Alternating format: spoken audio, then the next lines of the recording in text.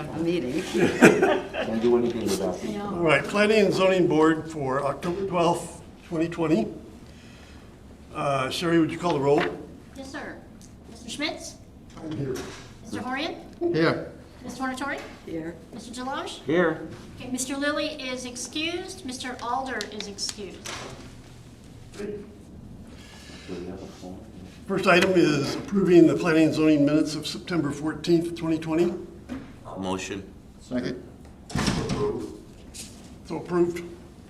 Any negative? Did we have a second? Yeah, Chuck. Okay, I'm sorry, I didn't hear the second. And no quasi judicial items this week or month. So we move into discussion items.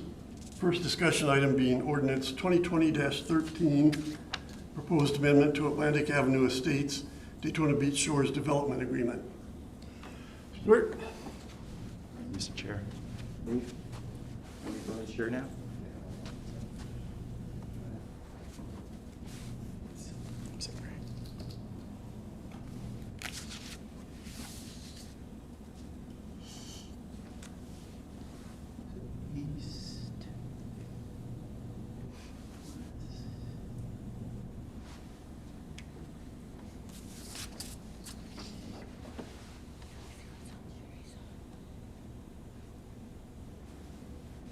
Is it good?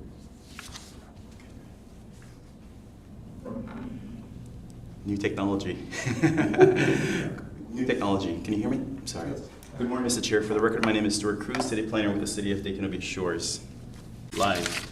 And we're the guinea pigs for the council meeting tomorrow night. Where's the other half of the live go? I'm sorry? Where's the feed go? Somewhere out there. Okay. All right. So, Mr. Chair, as I mentioned, my name is Stuart Cruz, City Planner with the City of Daytona Beach Shores. The item that we have before us at this moment is Ordinance 2020-13, which is an amendment application by Atlantic Avenue Estates LLC to amend it actually that is subject to this development agreement that specifically is in between 3824 and 3832 South Atlantic Avenue on the west side. The owner applicant is Atlantic Avenue Estates. The property size is about 0.7, a little bit more than 0.7 of an acre. And the current entitlements is RMF3, which is our multifamily residential low-density district. And on top of that, there is an additional layer of entitlement, which is the subject development agreement that we see before us today, which was approved in 2016. The approved use in the development agreement is for residential duplexes, a total of 8 duplexes, so basically 4 structures times 2 give you a total of 8 units. And I'm not sure if you can see it up there, board members, but due to market demands and construction costs, the applicant made a submission to the city to amend the development agreement, and that was submitted on the 25th of this year. And essentially, what the amendment does is to add the option of developing single-family residences on the property in addition to duplexes, or in lieu of duplexes, without exceeding the approved density. So I'll explain that just a little bit further.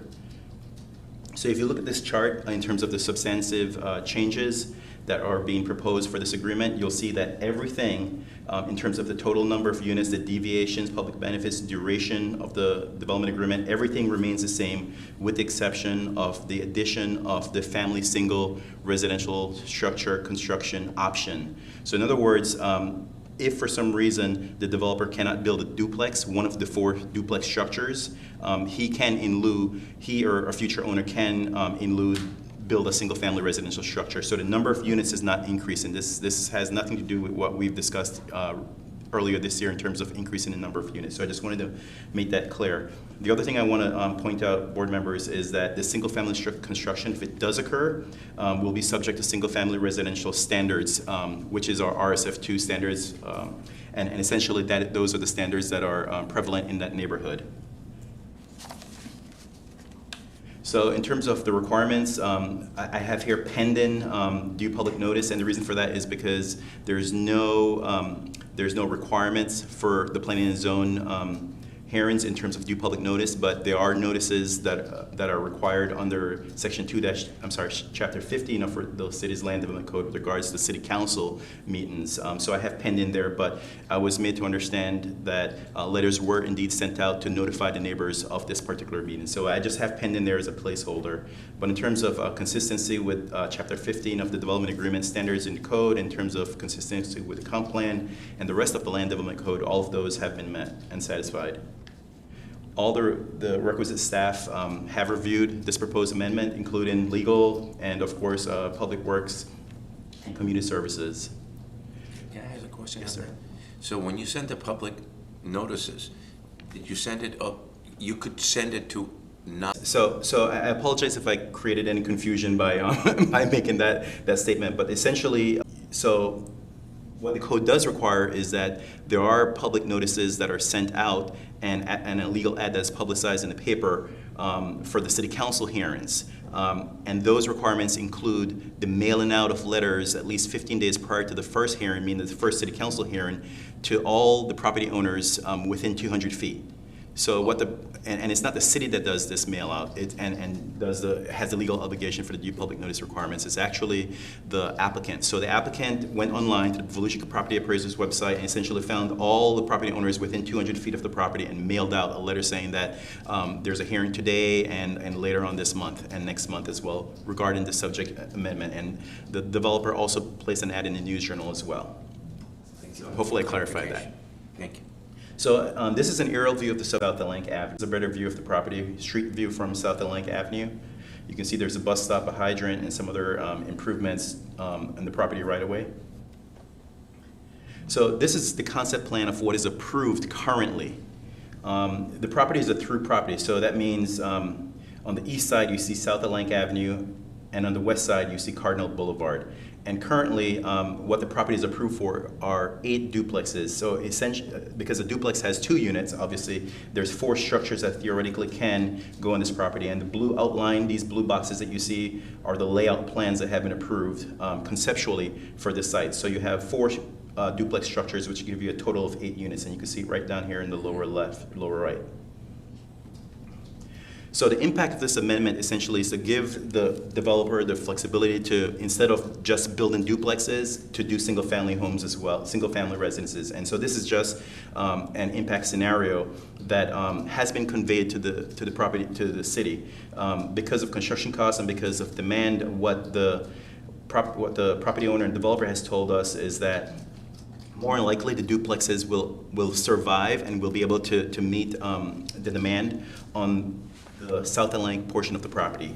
However, the single-family homes, in terms of demand and construction costs, would probably only be feasible on the Cardinal side, and that's the reason why you see the blue boxes on the east side along South Atlantic Avenue, and then this brown box is, I'm sorry, it's not very clear. Oh, it's not clear on the screen, but it's up there. Okay, yeah. So on the Cardinal side of the property, you see these like what color is that? Like an orange color? These boxes, which represent single family. So this is one scenario that is out there, and this is a scenario that seems to be more comfortable with the property owner. So what that would give us is, if you have 2 duplexes here, duplex structures, that gives you 4 plus the 2 single family on the west side, which gives you 6 total units, as you can see in the lower right-hand corner. And another scenario is just basically flipping that option as well. So basically, this whole amendment just gives the developer the option to utilize the single-family construction in lieu of a duplex structure. So when we do the math, actually, let me just show another scenario. Another scenario is having 3 single-family structures and just 1 duplex structure, which would give us a total of 5 units. Yes, ma'am? I don't know if I should ask you now. Would that allow this person to build just 1 unit at a time? So If they chose duplexes, would they have to build them all at the same time? Or could they build each building separately and then have a mixture of those things? A house here, a duplex here, a house here, a duplex. the latter is correct. So there's no phase-in and requirement in the development agreement. The city council never contemplated that, and the developer wanted it to be a function of the market. The market down here, I'm not a realtor, but I've been told, is very sensitive to changes, and that's, I believe, the reason why the developer did not suggest to have a phase-in plan. for this particular development. But you're correct. The amendment, the impact of the amendment would allow the developer to go ahead and build one at a time, either a residential structure, single-family structure, or a duplex. And I don't know if this, we haven't seen it yet, but my understanding from the developer is that they are currently working on a site plan for the east side of the property to essentially go with the first option that I showed you, which had the 2 duplexes on the east side and the 2 single-family homes on the west side.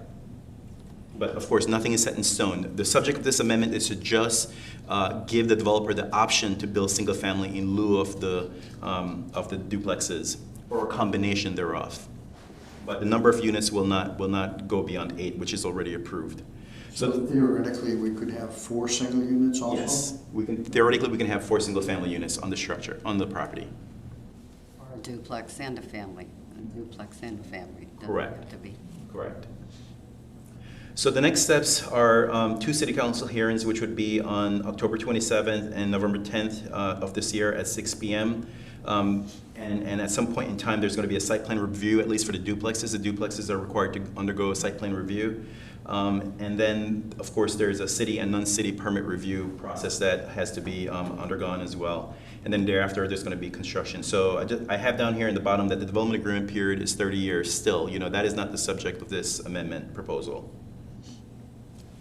Staff is recommending approval, and we did, there were several things that we looked at, but, at the conclusion, after staff discussed this application, was that it's probably in the best interest of the city. It is in the best interest of the city to give the developer the flexibility because the market is so sensitive down there in South Atlantic and Cardinal.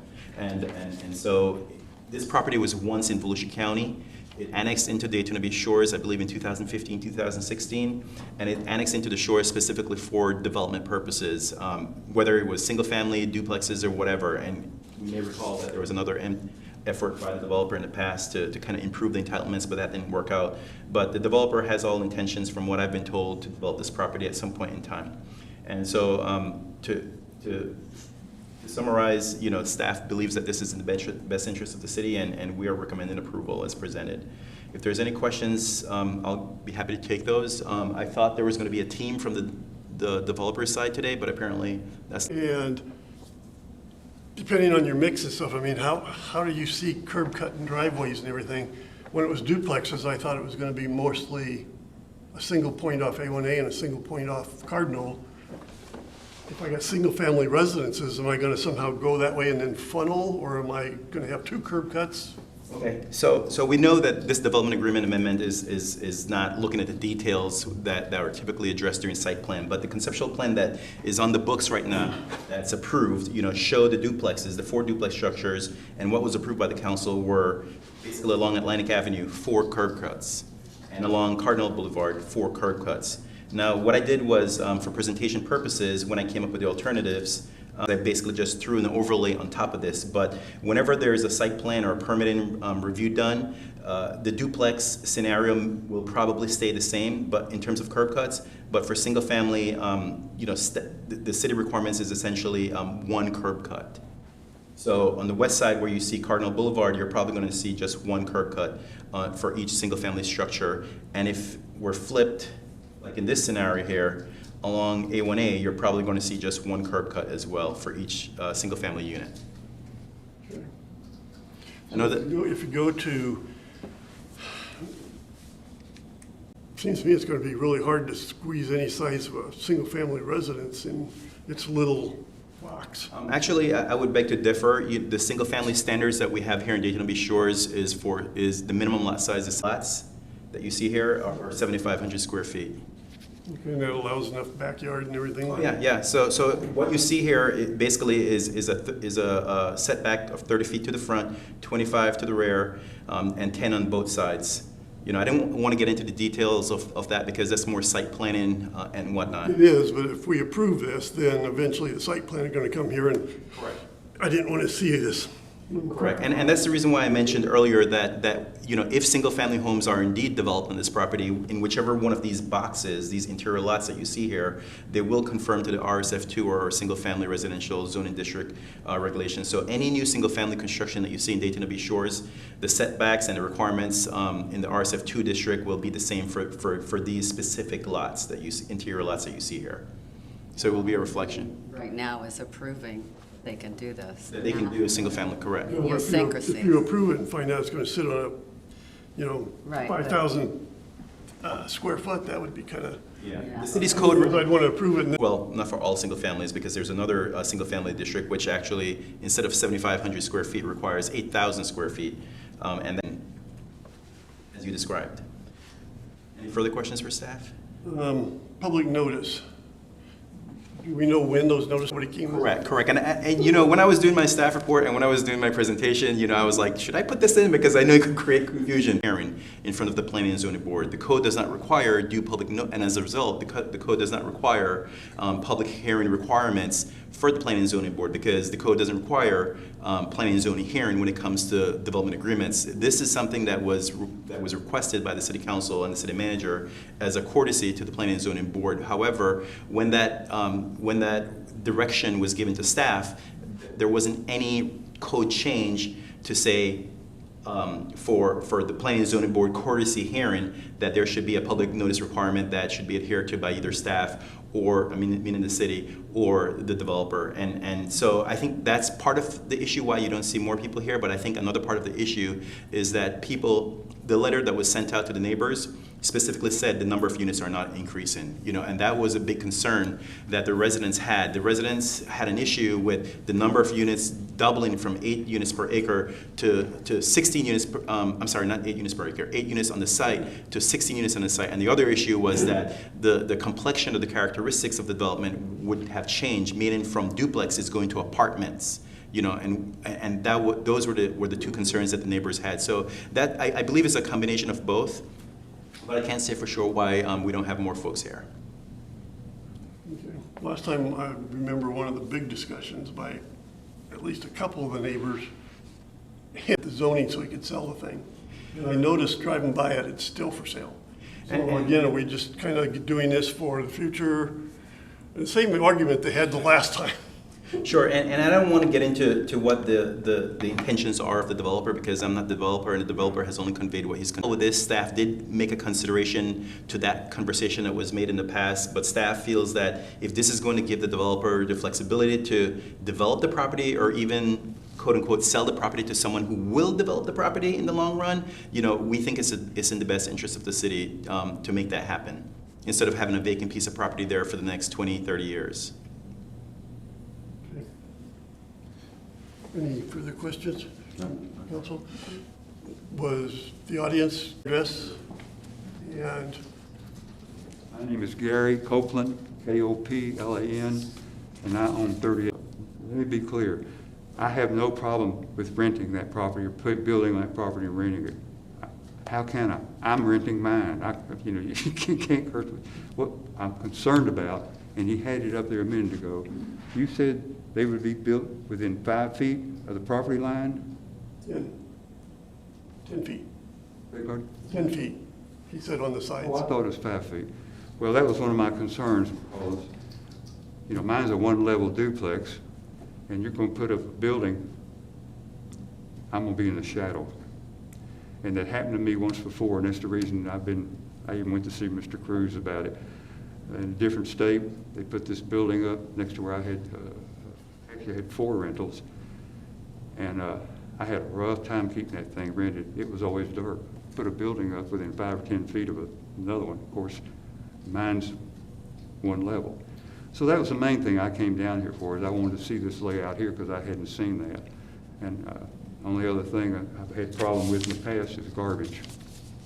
They like to put these dumpsters right next to somebody's bedroom window. I've never. And at 6 o'clock in the morning, I look at that all the time. The only reason I'm bringing this up is these are things that have happened to me. And I've owned this building now for 20 years. And I've always felt that property sooner or later was going to be developed. And I didn't have the money to do it, but I'm glad actually to see it get developed. But I thought he said it was gonna be 5 feet borders, and I thought, man, that's even 10 feet.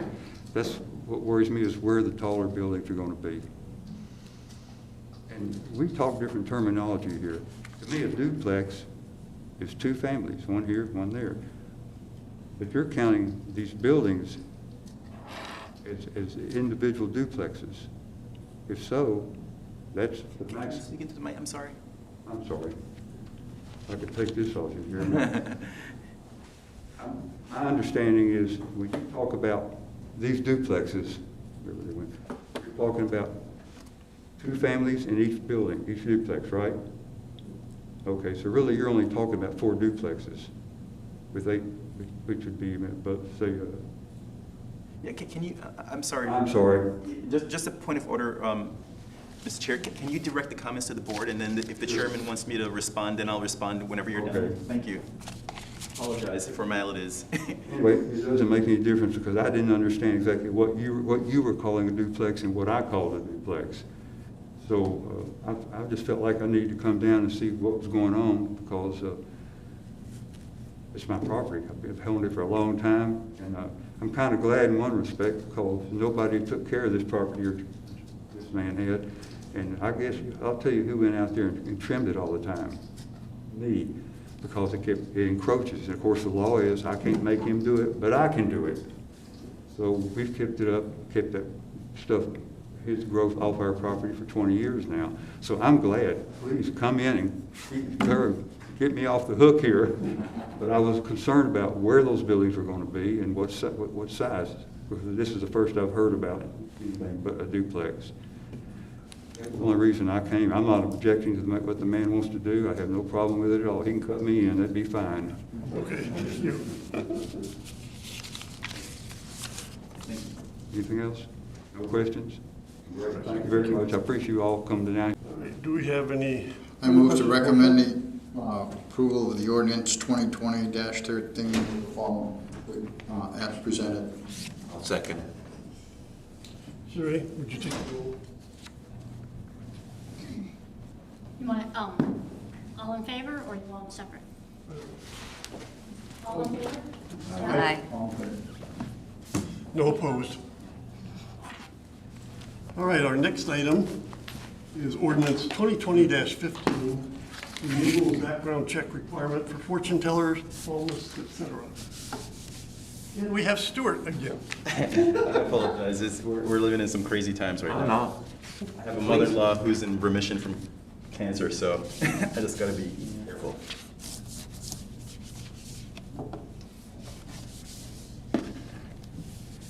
Gotta remember we're live as well.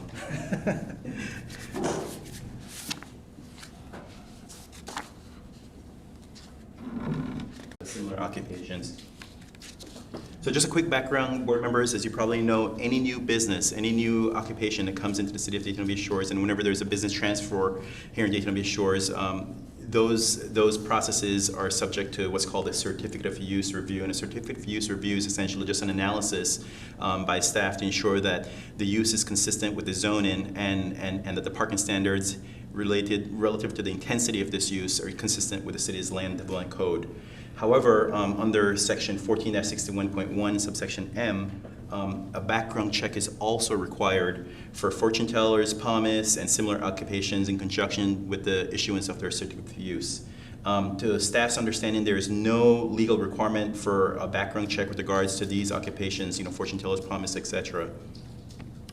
And in addition to that, there is no requirement in our code in terms of, or no description in our code in terms of an administrative or enforcement process subsequent to receiving the results of a background check. So in other words, whenever staff does an analysis of the certificate of use application, and whenever the background check is done by the law enforcement officials here at Public Safety, regardless of how it turns out, there's nothing, there's no direction in the code. And as I mentioned earlier, there's also no, and I'll ask Attorney Carey to speak to this, but as far as we know, there's no legal requirement from a federal, state, or local requirement in terms of doing a background check for these occupations. And my understanding as well is that these occupations are actually protected under the free speech provisions of the Constitution. of the United States of America. So because of this, board members, staff consulted with the city attorney's office. We had a conversation, and it was a conclusion, unanimous conclusion, that we do a house cleaning effort in approval of this particular ordinance. And if there's any questions, I'll be happy to take those, and I'm sure Attorney Carey will be able to chime in as well. So if somebody ever made a flow chart of this originally, the last line would have come down to the box. It's actually required that a background check be done for what was back then called occupational license, but after being tested in the court and whatnot, it was determined that This ordinance change is to update it to reflect current law.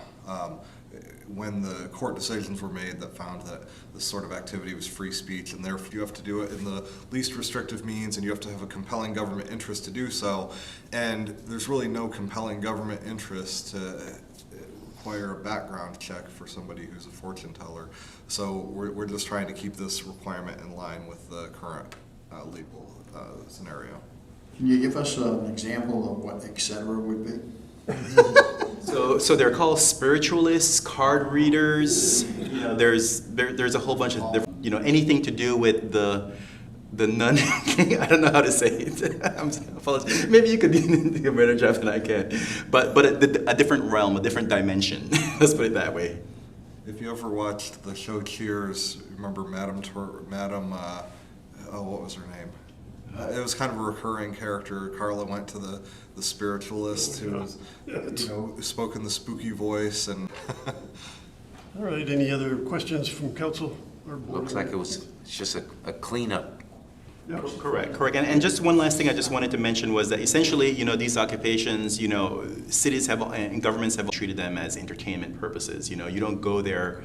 Most people, typically don't visit these establishments, and assume that these people actually can predict the future or whatever, No happy endings. but if you do, let the buyer beware. Exactly. Motion? Make a motion that we approve 2020-15 as presented. Just do aye. All in favor? Aye. Any opposed? All right, next item on the agenda. Stuart might as well just stand there for a minute. If I could agree here. Who's your doctor? Yes. Okay.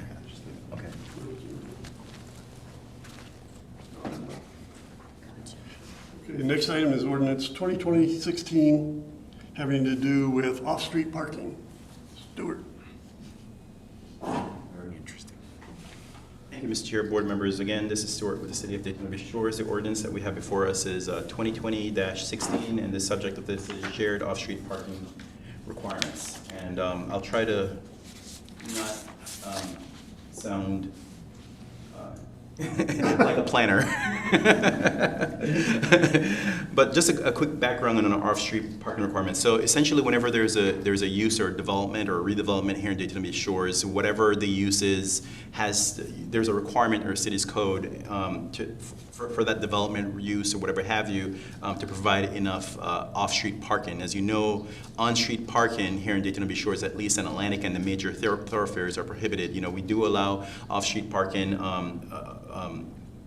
on side streets and whatnot, but typically not in conjunction with a development. But what you may also know, board members, is that the City of Daytona Beach Shores was platted, subdivided many moons ago. And it was done prior to the establishment of our land development code, which was established in the early 1990s. And as a result, the size and configuration of these lots that we have here are non-conforming for the most part with regards to the size of the lot, with regards to the construction that occurred on the site. In fact, there's some cases, I dealt with a variance case I want to say maybe 8 years ago, in which the building occupied the structure, the commercial building basically occupied the entire property, and there was absolutely no parking. There was just a sidewalk, but that business was utilizing side street parking that was actually dedicated for off-beach parking. So most of the commercial properties that we have here in Daytona Beach Shores, board members are non-conforming and can't provide adequate parking for whatever have you.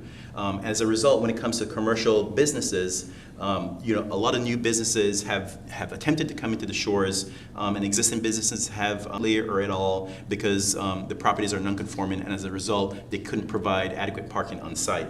However, the code does provide for them to go ahead and seek a parking arrangement with an adjacent property or nearby property within 200 feet of that particular use. But that's assuming that they don't have a parking issue either. And of course, there's also a market correction in terms of what a property owner, a commercial property owner can do in terms of maybe purchasing an adjacent property. But for most of these small mom and pop businesses that we have here in Daytona Beach Shores, it's very difficult, given the current circumstances, and even without pre-COVID, purchasing beachside property just for parking is not very common for a commercial business on the west side. What we see this, when we see this happening is usually for a hotel across the street, a franchise or an established hotel like the Acapulco, for example, which is now the Delta. The Marriott Delta, and then another one was Gary Brown's Sun Viking as well. Those are the types of establishments that can actually purchase west side property and put a parking lot because they have the financial wherewithal. But most businesses, unfortunately, on the west side don't have that financial wherewithal, and so that's one of the issues that we have here today in Daytona Beach Shores for commercial west side parking. However, the code also provides for shared parking, especially in a plaza. If you have businesses that are off schedule, off peak hour schedule, meaning, for example, this is just the extreme example, you have different, and so the code allows for that type of sharing to occur on site. And then there's also a symbiosis that's typically realized in the market when it comes to shopping centers. Shopping centers generally have shared parking, regardless of time period, but businesses flock to shopping centers because there's a symbiosis not only in terms of the parking, but also in terms of you help me, I help you.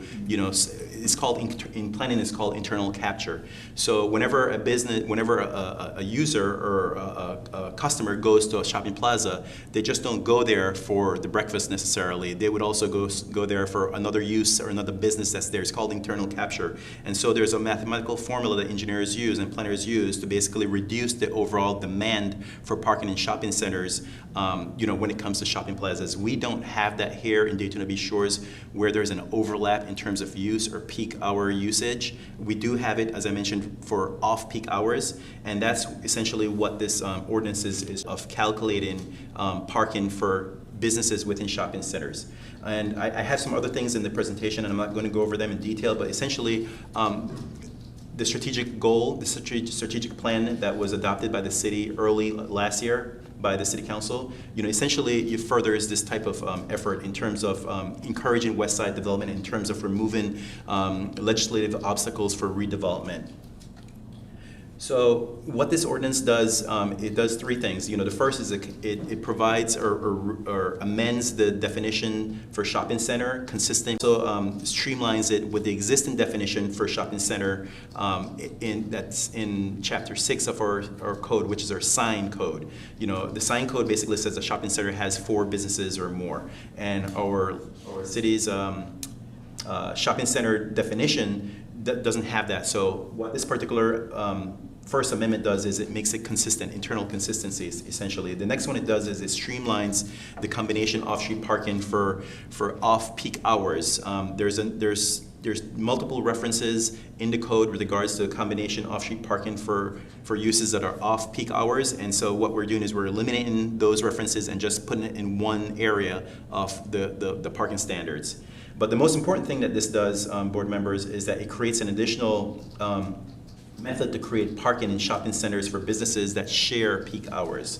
And so what you'll see here, well, before I even get there, a lot of people ask me, and we had, a tense conversation as staff internally, and we're trying to find something that made sense.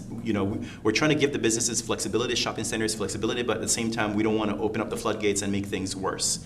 So what the planning staff did was, I went to the most trusted and well-known and most heavily used parking generation manual, which is done and published by the Institute of Transportation Engineers. So the Institute of Transportation Engineers is an American professional institute that provides manuals with regards to parking and to trip generation. And like I said, they're the most respected here in the United States. Shared parking requirements. As I mentioned earlier, there's an internal capture application that happens on shopping centers. Daytona Beach Shores does not have that.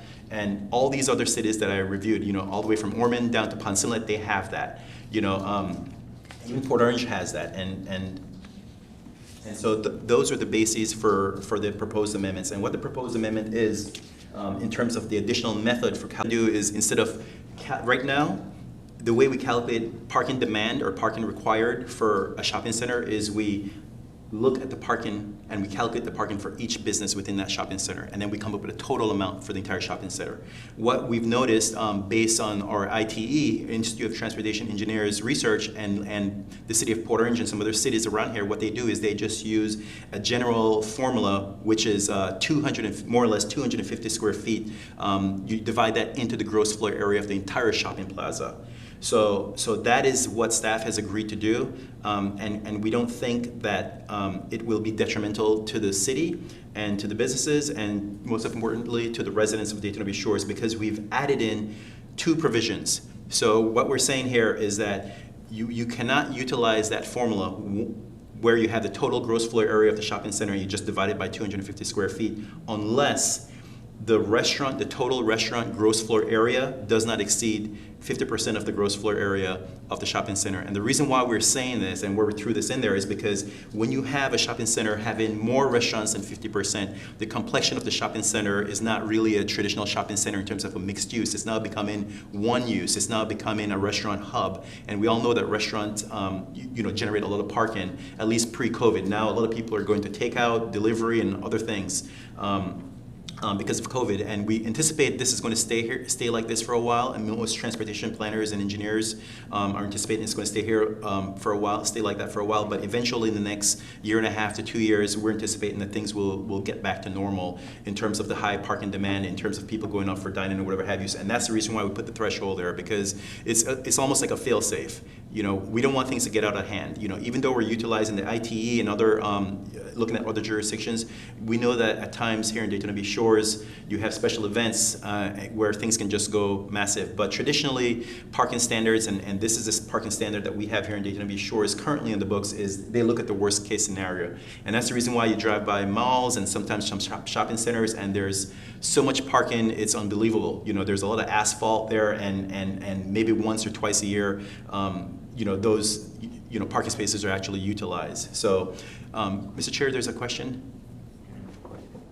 So 50%, not to exceed in a restaurant. What if there's 2 restaurants in that shopping center?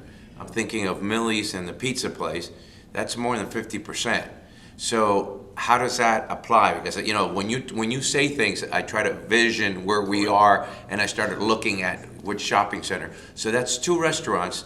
That takes, in theory, it's more than 50%. Correct. So I'll answer that question. So the first thing is, again, when we're looking at the gross floor area, we're looking at the gross floor area for the entire shopping complex. And then what we do is we add up the gross floor area for just the restaurants. Shopping center, then they cannot utilize this methodology. What they have to do is they have to go to method 2. If you look on the screen, method 2, which is the current method, which is basically the sum of each shopping center business.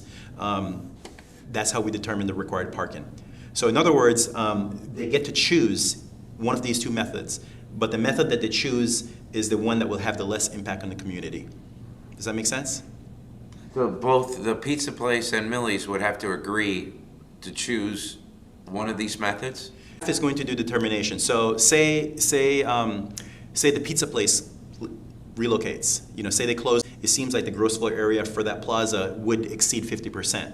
So they wouldn't qualify for it. But if for some reason they were under 50%, what we do is we divide the gross floor area for that entire shopping plaza by 250, and then we go on to step 2. Does that make sense? But if for some reason it's not a restaurant, which is very intense. It's maybe an office. Then they would be able to utilize method 1. So staff is the one that's going to do all the calculations. It's not them. It's not the applicant or the new business. Staff is the one that's going to keep track of all of this. When you said they're gonna have the choice of either 1 or 2, who makes that choice? Staff makes that choice. Okay. Staff makes a choice that is most beneficial to the business, to the shop. So procedurally, staff will do analysis of both method 1, which is the proposed method, and if it doesn't apply, then we'll do the traditional approach, which is basically calculated based on each business. And if for some reason the intensity, say it's a restaurant and say they want to put 100 chairs in there, we'll tell them, well, because you don't meet method 1, because method 2 results in off-street parking that you don't have on site, you're going to have to reduce the number of chairs that you have there from 100 to 50 or whatever it is. We're going to do the math for them. We don't expect them to be able to do the math and to know the city regulations as much as we can, as we do. But what we typically try to ask these folks is that they check with the city before they sign a lease. Whenever somebody calls me or calls the front desk asking about opening a business, we have them. I'm usually one of the first people that we talk to, because a lot of people, unfortunately, believe it or not, it still happens today. They sign leases with landlords, and they have no clue what the requirements are in terms of build out of the actual space, but also in terms of zoning, in terms of number of parking that they need, in terms of anything that they may need from a code perspective. So this is something that staff will utilize in order to make businesses more readily available to come into the city. Say that right. Yes. But ultimately, the person who owns the building, who owns the shop. A suit between the tenant and the landlord. It doesn't really involve the city. All right.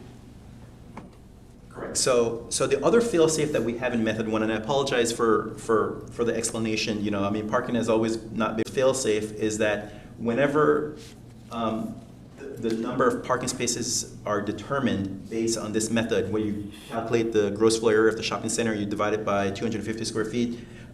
If that answer is less than half of the total parking that's required under the current method, then we will not utilize method 1. We'll have to default to method 2, which is the current standard. Again, this is just another fail-safe. These are 2 fail-safes that we have implemented in here. Some may say it's a little bit restrictive, but Daytona Beach Shores is we want to make it better here. We want to attract businesses, but at the same time, we don't want to create issues for our residents, for our citizens, and for our visitors. So method 2 that you see down here is the current method. And as I mentioned earlier, basically what staff does is we look at the shop-in required is on-site, consistent with the code, then it's all good. And in some cases, method 2 might actually be better than method 1. But staff's job will be to utilize both methods and to see which is most beneficial to the new business and the overall shopping center that comes in here. So one thing that I want to note, and you'll see to the bottom, is that either method may be utilized, and that if this ordinance is adopted, it will not increase nonconformity. In fact, it will actually bring some properties into nonconformity in the sense that they couldn't meet the current method 2 that we have, but with this new method 1, by just dividing the gross floor area by 250 square feet, they will now be in conformity with that aspect of the code for parking. So in terms of consistency review, this proposed amendment is consistent with the Land Development Code, the Comprehensive Plan, and of course the economic development goals that are outlined in the strategic plan for the city's strategic plan. The requisite staff have reviewed this. One thing I want to point out is that public safety, I spoke to the chief personally, and I said, one of the first things I asked the chief was, Chief, do we have an on-street parking issue here in Daytona Beach Shores? So for example, you go to a shopping plaza, it's filled up, what will the user do? What will the driver do? Is he gonna park on the street? And he said, no. For commercial establishments, we do not have an on-street parking issue. And he said because of this ordinance, if any on-street parking issue arises, they will deal with it immediately. So I just wanted to throw that out there. And having said that statement, because that's what I was kind of homing in when I read the chief's remarks. You read my report. Deal with it, huh? I said you read my report. Thank you. I did. So he would deal with it. That means he will give him a ticket, because it's my understanding, and correct me if I'm wrong, if it doesn't say you will be towed, you really cannot tow it. they would give him a ticket is how he would deal with it, correct? That's my understanding. Okay, so, and my question on that is that a lot of the side streets, some of them, a lot of them, has no parking. Correct. So, For off-beach parking. yeah. Is that what you're referring to? Well, it's just says no parking on the side streets. Okay, So I know what you're talking about. if we pass this ordinance, are those signs gonna come down? So this ordinance does not, it's not speaking to on-street parking. You know, our legal recourse as a city, you know, remains the same. To my understanding, the signs are going to remain there, and if there's a towing sign, they will be towed. If there's overflow parking on the streets. So where would these people be able to park? Okay, so you're saying if there's an issue with the parking lot being packed? Yes. Say Black Friday or say some special event, where will they park? With Bike Week right now, I mean, with Oktoberfest. Okay, yeah, so we know there's not going to be an issue for Biketoberfest and maybe even for Race Week because of COVID.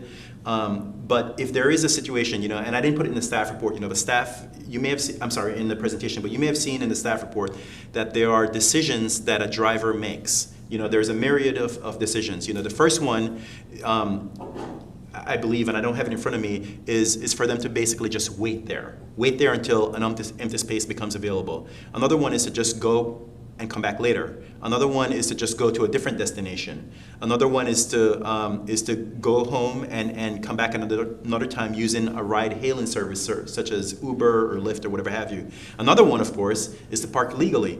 You know, now we know that most of our visitors and most of our residents are law-abiding citizens, so we don't anticipate that being a major issue. But as I mentioned earlier, if after thinking about it as a user, they go down the list, they say, no, I don't want to Uber, no, I don't want to wait, no, I don't want to come back later, I need to, you know, eat those tacos today, or whatever have you, and they decide to park legally in one of the side streets, then if it's obvious to law enforcement officials, and if it is an issue, then my understanding from the chief is that they will address that issue.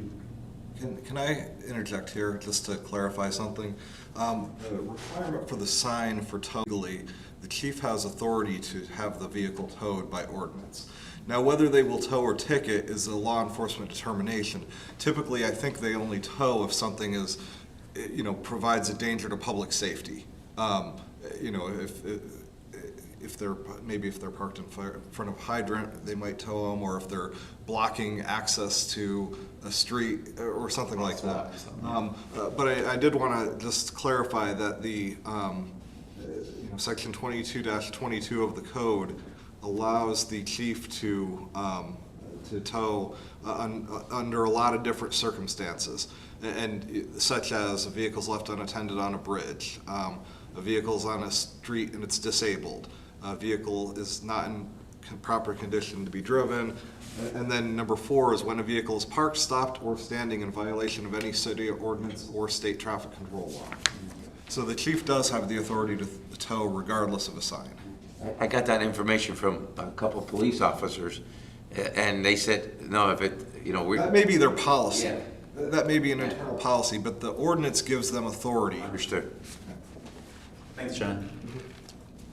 So basically, if there's an empty lot adjacent to a cracked egg, then it's always full, let's say, and it gets full right now. If we park there and there's no signs, there's no parking, does this fall under this ordinance or does it? I don't understand where the off-parking situation, where would the people park?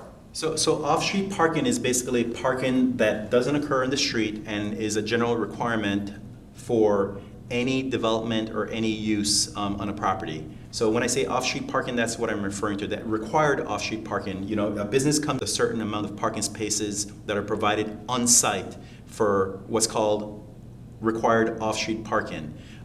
So what this ordinance does is that it gives shopping centers an alternative method of calculating the number of parking spaces that's required on the site for off-street parking. It has nothing to do with an adjacent property whatsoever. If people want to illegally park on a private property, then that becomes a civil issue. But if they park on a public right-of-way because for whatever issue, then that's a city issue that the city can deal with. Does that help? Yeah, that's Yes, yes. Okay. I guess I should have started out with that, huh? Well, It is off-street parking. I'm very practical. When you say something, I envision what you're talking about and trying to figure putting them both together, so. I appreciate the questions. I'll know what to start off with when I go before the city council. Any further questions of Stuart? Okay, thank you, I Stuart. move to recommend the approval of ordinance 2020-16 as presented. Second. I'll second. All in favor? Aye. Any opposed? Okay. Any comments by the board before we adjourn about anything?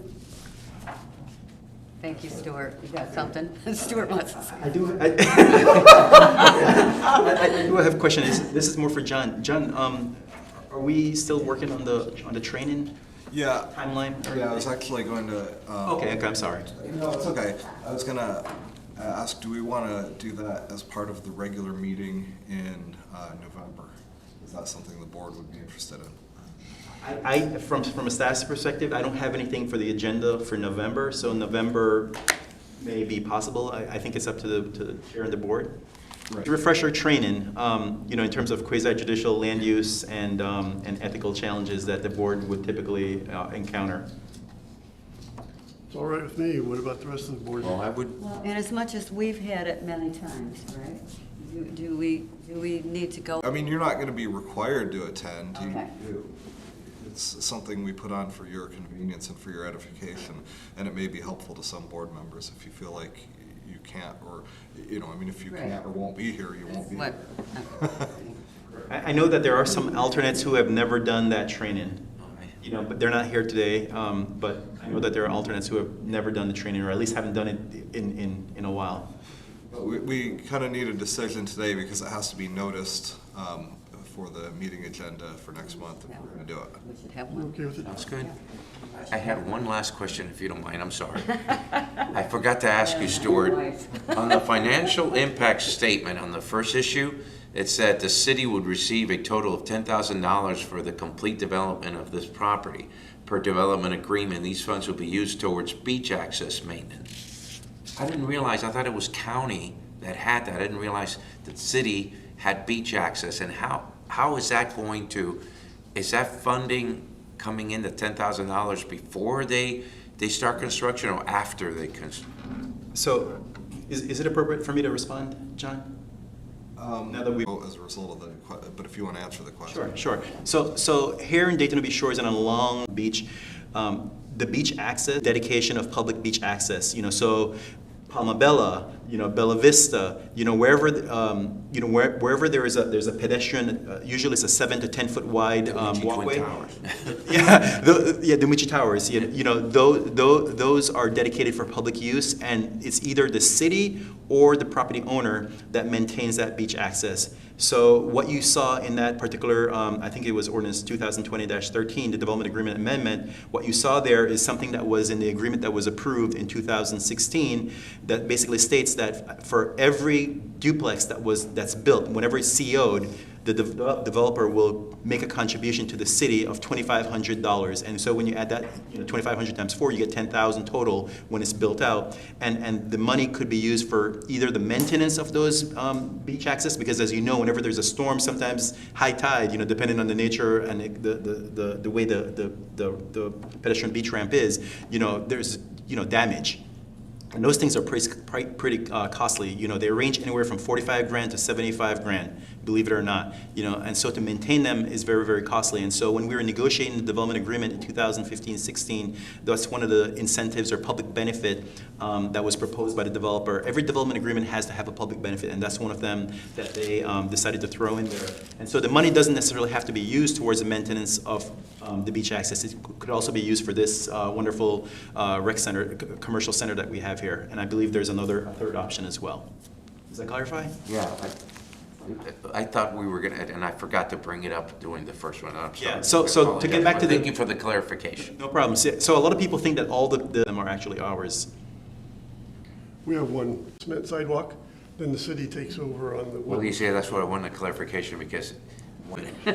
So Yeah. Yeah. So in the old days, the city, and I don't mean to be a laborer, because I know we got to leave, but in the old days, we would just take control of everything, the walkway and the ramp, but should, pay their fair share and maintain some of this stuff as well. So instead of getting quick claim deeds or bill of sales, what we would do is just get easements. And that's in the case of Demucci and Ocean Villas as well. That's what the city did. And then Aruba's building a new one. I'm sorry? Aruba is Yeah. building. a new Yes, and they will maintain that as well, not the city. But it will be for public access. Thank you. Thank Before you, that Steve. hammer comes down, I just have something to discuss with the board. And I was just wondering what everybody's opinion was on the, I like that. 5 is always, I always, our Good board number. is 5, and I always think it's better managed. same here. I just, Yeah. thought I'd share that. Thank Appreciate I feel the same way. So you and I can speak to that if they ask tomorrow night. I think it's very helpful, and it would be a prudent move by the city council because, especially with COVID and what's going on right now, getting a quorum could be challenging. I mean, a quorum right now is 4, whereas The other item I've addressed with council, and they said they'll take a look at figuring that out. That's a very good. And when I brought that up, Mel Lindauer and they said, well, yeah, we always, and I always went when I was an alternate. Every single meeting, I didn't care if I was up or not up. So they're gonna take a look at what they can do about, they can't, I guess, force an alternate to come because he's not on the board, but they're going to highly suggest. I was an alternate, and I came, You came, and I learned. so came, Well, if you're an alternate juror, you have to. Yes, I agree. you gotta attend the whole jury You have to proceeding. participate. Good point. Anyway, just I like so you it. know that I brought that up to him when I was reappointed to the board. I like it. Yeah. Okay. And we are now adjourned.